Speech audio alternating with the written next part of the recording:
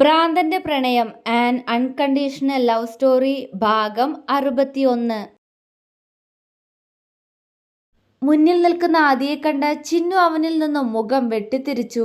അവൻ ഒന്ന് നിശ്വസിച്ചു. ഹർഷ, എടോ താനെന്ത് ഇങ്ങനെ? ഞാൻ തൻ്റെ അധ്യാപകനാ. ആ ഒരു റെസ്പെക്റ്റെങ്കിലും എനിക്ക് തന്നൂടെ?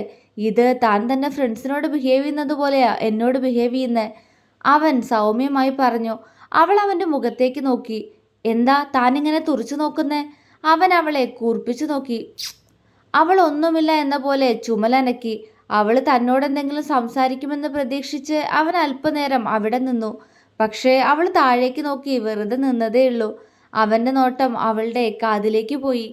ഞാൻ ഞാൻ ചെവിക്ക് പിടിച്ചപ്പോൾ വേദനിച്ചോ? അവൻ ചോദിച്ചു. അവൾ അവനെ സംശയത്തോടെ നോക്കി. അല്ല, അന്ന് ചെവി പിടിച്ചില്ലേ, അത് വേദനിച്ചോന്ന് ചോദിച്ചതാ. അവൻ വീണ്ടും പറഞ്ഞു. വേദനിക്കാൻ തന്നെയല്ലേ സാറ് ചെവിക്ക് കിഴിക്കിയേ? അവളുടെ ശബ്ദത്തിൽ ദേഷ്യമായിരുന്നു. നീ തറുതല പറഞ്ഞിട്ടല്ലേ? അവൻ പെട്ടെന്ന് തന്നെ മറുപടി പറഞ്ഞു. സാറപ്പോ എന്നെ കുട്ടികളെ മുന്നിൽ വെച്ച് വഴക്ക് പറഞ്ഞതോ? അവളുടെ കണ്ണൊന്നും കലങ്ങി. അവൻ ചുറ്റും നോക്കി. കുട്ടികൾ ശ്രദ്ധിക്കുന്നുണ്ട്. താൻ ഒന്ന് സ്റ്റാഫ് റൂമിൽ വരാവോ? എനിക്ക് തന്നോടൊന്ന് സംസാരിക്കാനുണ്ടായിരുന്നു. അവൻ പറഞ്ഞതും അവൾ അവനെ നെറ്റി ചുളിച്ചുകൊണ്ട് നോക്കി. ഇവിടെ കുട്ടികളെല്ലാം ശ്രദ്ധിക്കുന്നു. ഞാനിവിടെ തന്നോട് മാത്രം ഇങ്ങനെ സംസാരിച്ചുകൊണ്ട് നിൽക്കുന്നത് മോശമല്ലേ? അവൻ അവളെ നോക്കി പുരികമുയർത്തി. സാറിനോട് സംസാരിക്കാതിരുന്ന പ്രശ്നം തീർന്നില്ലേ? അല്ലെങ്കിലും എനിക്ക് സാറിനോട് സംസാരിക്കാൻ തന്നെ ഇഷ്ടമല്ല. എനിക്ക് സാറിനോട് ദേഷ്യ. അതുകൊണ്ട് ഞാൻ എങ്ങോട്ടും വരില്ല. അവൾ അവൻ്റെ മുഖത്തേക്ക് നോക്കി അവളുടെ മനസ്സിലുള്ള കാര്യം അതുപോലെ തന്നെ പറഞ്ഞു. ആദിയുടെ മുഖം മങ്ങിപ്പോയി. ഒരധ്യാപകൻ ചെയ്യേണ്ടതേ ഞാൻ ചെയ്തിട്ടുള്ളൂ ഹർഷ. എനിക്കറിയാം തനിക്ക് വിഷമായിന്ന്. Sorry, I'm really sorry. അവൻ ആത്മാർത്ഥമായി പറഞ്ഞു. അവൾ അത്ഭുതത്തോടെ അവനെ നോക്കി. ഇങ്ങനൊരു മാപ്പ് പറച്ചിൽ അവൻ്റെ ഭാഗത്തു നിന്ന് അവൾ പ്രതീക്ഷിച്ചിരുന്നില്ല. പക്ഷേ കുട്ടികൾ അവളെ കളിയാക്കിയത് മാത്രം അവൾക്ക് മറക്കാൻ കഴിയുമായിരുന്നില്ല. എല്ലാവരും തന്നെ കളിയാക്കിയില്ലേ? അവൾ അവനെ വേദനയോടെ നോക്കി. അവൻ എന്താ എന്ന പോലെ അവളെ നോക്കുന്നുണ്ട്. അപ്പോഴേക്കും അവർക്ക് ചുറ്റും കുട്ടികൾ കൂടിയിരുന്നു. എല്ലാവരും ആദ്യം ചിന്നുവിനെ നോക്കുന്നുണ്ട്. സാറിനോട് സോറി ഒന്നും പറയണ്ട. അവൾ പറഞ്ഞതും അവൻ്റെ മുഖം തെളിഞ്ഞു. അതിൻ്റെ അർത്ഥം ഞാൻ സാറ് ചെയ്തത് ക്ഷമിച്ചു എന്നല്ല. അവൾ ഗൗരവത്തോടെ പറഞ്ഞതും അവൻ്റെ നെറ്റി ചുളിഞ്ഞു. പിന്നെ സാറെന്നോട് സോറി പറഞ്ഞാലും ആ സോറി എനിക്ക് സ്വീകരിക്കാൻ പറ്റില്ല. കാരണം അന്ന് ഞാനാ എല്ലാവരുടെയും മുന്നിൽ നാണം കെട്ടെ. തെറ്റാ ഞാൻ ചെയ്തേ. ക്ലാസ് എടുക്കുമ്പോൾ സംസാരിക്കരുതായിരുന്നു. പക്ഷെ അതിന് സാറെന്നെ ഇങ്ങനെ അപമാനിക്കരുതായിരുന്നു. അവളുടെ കണ്ണു നിറഞ്ഞു. അവൻ വിഷമത്തോടെ അവളെ നോക്കി. സാറ് പോയ ശേഷം എല്ലാവരും എന്നെ എന്തുമാത്രം കളിയാക്കിയെന്നോ? ഞാനിനി ഇങ്ങോട്ട് വരില്ല എന്ന് പോലും കരുതിയതാ. വീട്ടിലെല്ലാവരും നിർബന്ധിച്ചുകൊണ്ട് മാത്രമാ ഞാൻ ഇപ്പോൾ കോളേജിലേക്ക് വരുന്നത്. അവൾ കണ്ണു തുടച്ചു. അവൻ അവളുടെ കണ്ണിലേക്ക് തന്നെ നോക്കി. അത്രത്തോളം വേദനിപ്പിച്ചോ ഞാൻ ഈ പെണ്ണിനെ? അവൻ മനസ്സിൽ ചോദിച്ചു. വേദനിച്ചു കാണും. എല്ലാവരും അവളെ കളിയാക്കിയപ്പോൾ പാവം ഒരുപാട് സങ്കടമായി കാണും. അവനൊന്ന് നിശ്വസിച്ചുകൊണ്ട് അവർക്ക് ചുറ്റും നിൽക്കുന്ന കുട്ടികളെ നോക്കി. ക്ലാസ്സിൽ കയറെല്ലാവരും, അവൻ ഗൗരവത്തോടെ പറഞ്ഞു. അവൻ്റെ ശബ്ദത്തിലെ വ്യത്യാസം മനസ്സിലായതും എല്ലാവരും പെട്ടെന്ന് ക്ലാസ്സിലേക്ക് കയറിപ്പോയി. അവൻ അവളുടെ മുഖത്തേക്ക് നോക്കി. അവൾ പെട്ടെന്ന് ക്ലാസ്സിലേക്ക് കയറിപ്പോവാൻ ശ്രമിച്ചു. ഹർഷ, അവൻ വിളിച്ചു. അവൾ അവനെ നോക്കി. ക്ലാസ്സിലിരിക്കേണ്ട ഡിസിപ്ലിൻ താൻ കീപ്പ് ചെയ്തില്ല. അപ്പോഴത്തെ ദേഷ്യത്തിന് ഞാൻ പറഞ്ഞതും ചെയ്തതും കുറച്ചു കൂടിപ്പോയി. തനിക്ക് എന്നോടുള്ള ദേഷ്യം മാറില്ല എന്ന് മനസ്സിലായി. ഇല്ലെങ്കിലും കുഴപ്പമില്ല. പക്ഷേ താനിനി എൻ്റെ പീരീഡ് ക്ലാസ്സിൽ കയറാതിരിക്കരുത്. ഞാൻ കാരണം ഒരു കുട്ടിയുടെ പഠനം മുടങ്ങുന്നത് എനിക്ക് സഹിക്കാൻ കഴിയില്ല. അതുകൊണ്ടാ, പ്ലീസ്. അവൻ്റെ ശബ്ദത്തിൽ യാചന കലർന്നിരുന്നു. അവൾ മൂളിക്കൊണ്ട് ക്ലാസ്സിലേക്ക് കയറിപ്പോയി. ഹർഷ, അവൻ വീണ്ടും വിളിച്ചു. എന്താ? അവൾ ചോദിച്ചു. ഇതുവരെ എടുത്ത നോട്ടൊക്കെ തൻ്റെ കംപ്ലീറ്റ് ആണെന്നറിയാം. തൻ്റെ അടുത്തിരിക്കുന്ന കുട്ടി പറഞ്ഞു. ആ എടുത്ത പോർഷൻസിൽ വല്ല സംശയം ഉണ്ടെങ്കിൽ ചോദിക്കാൻ മടിക്കണ്ട. അവൻ പുഞ്ചിരിച്ചു. അവളൊന്ന് മൂളുക മാത്രം ചെയ്തു. അവളെ ഒന്നുകൂടി ഒന്ന് നോക്കിക്കൊണ്ട് അവൻ നടന്നകന്നു. ആദ്യം അവളോട് പുഞ്ചിരിയോടെ സംസാരിച്ചതും അവളോട് സോറി പറഞ്ഞതും ക്ലാസ്സിലെ കുട്ടികൾ കണ്ടതുകൊണ്ട് അവൾക്കും സന്തോഷമായി. അവളുടെ ചുണ്ടിൽ വിജയച്ചിരി വിരിഞ്ഞു. അമ്മു, എന്തു പറ്റി? എന്താ മുഖമല്ലാതെ? ഹരി ഓഫീസിൽ തൻ്റെ തൊട്ടടുത്തുള്ള ടേബിളിനരികിലിരിക്കുന്ന അമ്മുവിനോട് സംശയത്തോടെ ചോദിച്ചു. എന്തോ ആലോചനയിലായിരുന്ന അവൾ അവനെ ഞെട്ടലോടെ നോക്കി. എന്താ ഹരി സർ, എന്തെങ്കിലും പറഞ്ഞോ? അവൾ സംശയത്തോടെ ചോദിച്ചു. അല്ലടോ, തൻ്റെ മുഖം വല്ലാതിരിക്കുന്നത് കണ്ട് എന്താന്ന് ചോദിച്ചതാ ഞാൻ. അവൻ വീണ്ടും പറഞ്ഞു. ഒന്നുമില്ല സർ, ഒരു തലവേദന. ദേ ഇത്രയുള്ളൂ, കുഞ്ഞു തലവേദന. അവൾ അവളുടെ വിരലിൽ ചെറുതായി കാണിച്ചുകൊണ്ട് പറഞ്ഞു. അവൻ ആകുലതയോടെ അവൾക്കടുത്തേക്ക് ചെന്ന് നിന്നു. അവൻ അടുത്ത് വന്ന് നിന്നതും അവൾ വിറയലോടെ പെട്ടെന്ന് എഴുന്നേറ്റ് നിന്നു. ഏയ് ഇരിക്കടോ, വെയ്യാത്തതല്ലേ? അവൻ സ്നേഹത്തോടെ പറഞ്ഞുകൊണ്ട് അവളുടെ തോളിൽ പിടിച്ച് ചെയറിലിരുത്തി. അമ്മു അവൻ്റെ മുഖത്തേക്കൊന്ന് നോക്കി. എന്താടാ, എന്താ പറ്റിയേ? പെട്ടെന്നെന്താ തലവേദന? വെയ്യെങ്കിൽ റെസ്റ്റ് എടുത്തോ. പറയുന്നതിനോടൊപ്പം അവൻ അവളുടെ നെറ്റിയിൽ കൈവച്ച് നോക്കി. അയ്യോ, നല്ല ചൂടുണ്ടമ്മോ. എന്നിട്ടാണോ നീ കുഞ്ഞു തലവേദന എന്ന് പറഞ്ഞേ? എഴുന്നേറ്റ്, നമുക്ക് ഹോസ്പിറ്റലിൽ പോവാം. അവൻ ആവലാതിയോടെ പറഞ്ഞു. അവൻ്റെ ആകുലതയുള്ള മുഖത്തേക്ക് അവൾ നോക്കിയിരുന്നു അല്പനേരം. പതിയെ കണ്ണുകൾ ഒന്ന് നിറഞ്ഞു. എന്താ അമ്മു, ഒട്ടും വെയ്യടാ? അവൻ അവളുടെ കവിളിൽ തലോടി. എന്തിനാ എന്തിനാ എന്നോട് ഇങ്ങനെ സ്നേഹത്തിൽ പെരുമാറുന്നത് സർ? അവൾ നേർത്ത സ്വരത്തിൽ ചോദിച്ചു. അവൻ അവളുടെ നിറഞ്ഞ കണ്ണുകളിലേക്ക് നോക്കി. അമ്മു. അവൻ്റെ സ്വരം കാറ്റുപോലെ നേർത്തുപോയി. അവൾ മൂളി. എന്തിനാ ഇന്ന് സങ്കടം? അവൻ സ്നേഹത്തോടെ ചോദിച്ചു. എന്നോട് എന്നോട് ഇങ്ങനെ സ്നേഹത്തോട് സംസാരിക്കല്ലേ. എനിക്ക് പേടിയാവുന്നു. അവളുടെ സ്വരമിടറി. എന്തിന്? ഈ സ്നേഹം നഷ്ടപ്പെട്ടു പോവുമെന്ന് എനിക്കത് സഹിക്കാൻ പറ്റില്ല. അവൾ അറിയാതെ പറഞ്ഞുപോയി. ഹരിയുടെ കണ്ണുകൾ തിളങ്ങി. എൻ്റെ സ്നേഹം നഷ്ടപ്പെടുന്നത് അമ്മുവിന് സങ്കടാണോ? അവൻ അവൾക്കടുത്തേക്ക് ഒന്നുകൂടി മുഖമടുപ്പിച്ചു. അമ്മു ഞെട്ടി. അവൻ്റെ നേർത്ത സ്വരത്തിൽ ലയിച്ച് താനിപ്പോൾ അവനോട് പറഞ്ഞത് എന്താണെന്ന് ഓർക്കവേ അവൾ വെപ്രാളപ്പെട്ടു. പറയമ്മു. അവൻ വീണ്ടും പറഞ്ഞു. അങ്ങനെയല്ല സാർ ഞാൻ ഉദ്ദേശിച്ച്. അവൾ പെട്ടെന്ന് അവനിൽ നിന്നും മുഖം തിരിച്ചു. ഹരി ഒന്ന് ചിരിച്ചു. അമ്മു.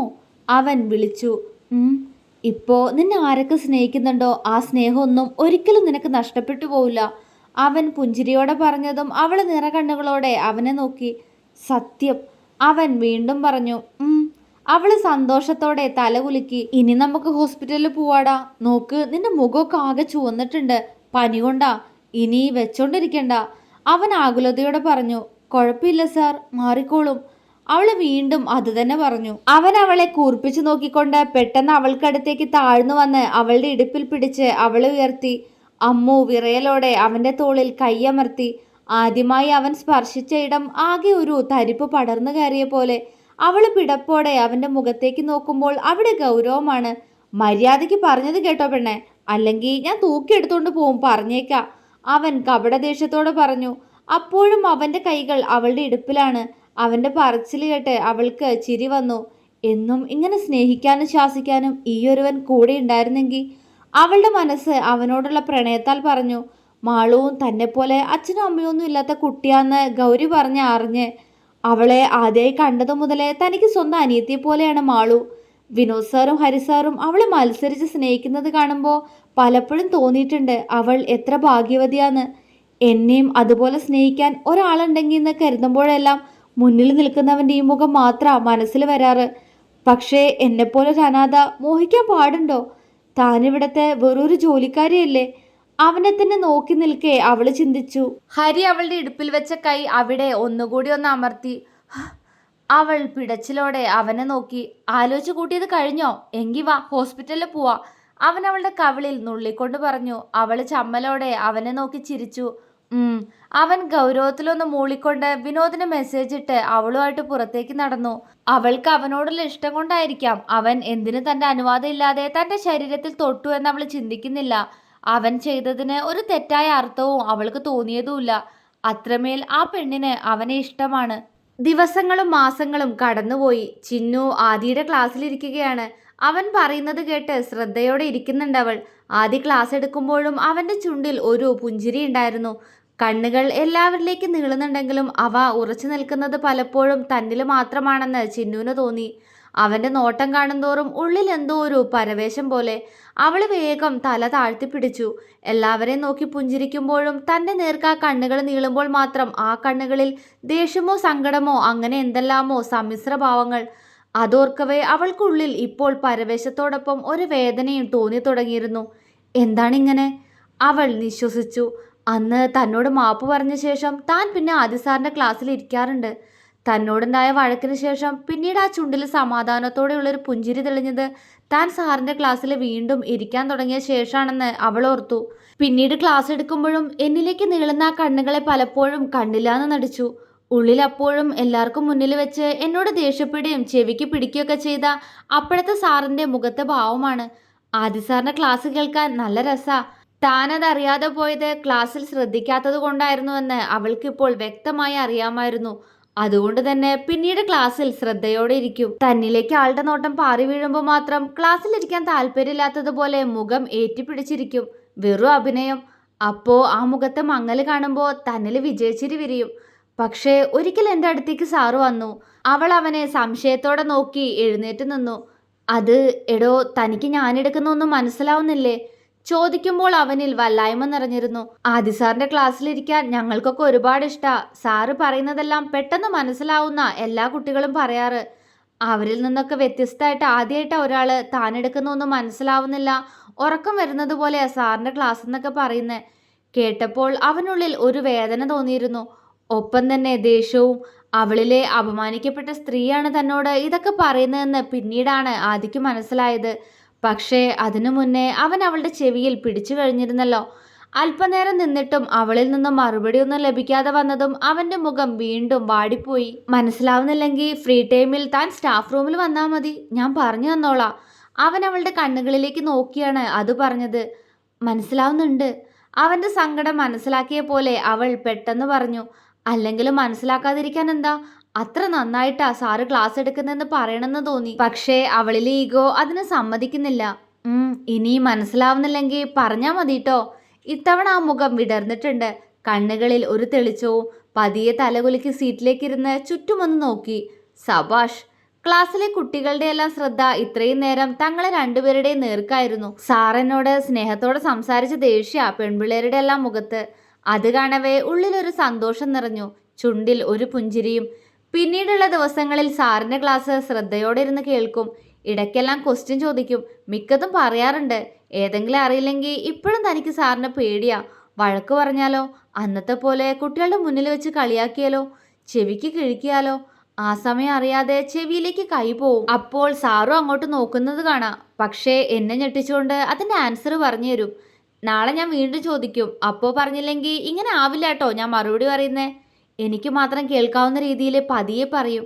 അറിയാതെ തലകുലുക്കി പോവും. പിറ്റേന്ന് ക്ലാസ്സിൽ കയറിയ ഉടനെ അതേ ചോദ്യം ആവർത്തിച്ച് ചോദിക്കും, തികഞ്ഞ ഗൗരവത്തോടെ. ആൻസർ പറഞ്ഞു കൊടുത്ത ആ ചുണ്ടിൽ ഒരു കൊച്ചുകുട്ടിയുടെ മുഖത്ത് വിരിയാറുള്ളത് പോലെയുള്ള പുഞ്ചിരി തെളിയും. ക്ലാസ്സിൽ ശ്രദ്ധിക്കാതിരിക്കുന്നത് കണ്ട ഹർഷ എന്ന് വിളിച്ച് അലറുന്നത് കേൾക്കാം. ഈ മനുഷ്യൻ എന്നെ തന്നെ ശ്രദ്ധിക്കലാണോ പണി? പല്ല് കടിച്ചുകൊണ്ട് ചിന്തിക്കും. എന്നെ സാർ എന്തെങ്കിലും പറയാൻ കാത്തു നിന്നതുപോലെ അപ്പോൾ തുടങ്ങും പെൺകുട്ടികൾ മുഴുവൻ കിണിക്കാൻ. പക്ഷേ അത് കാണുമ്പോൾ സൈലൻസ് ഫൂൾസ് എന്നൊരു അലർച്ചയാ.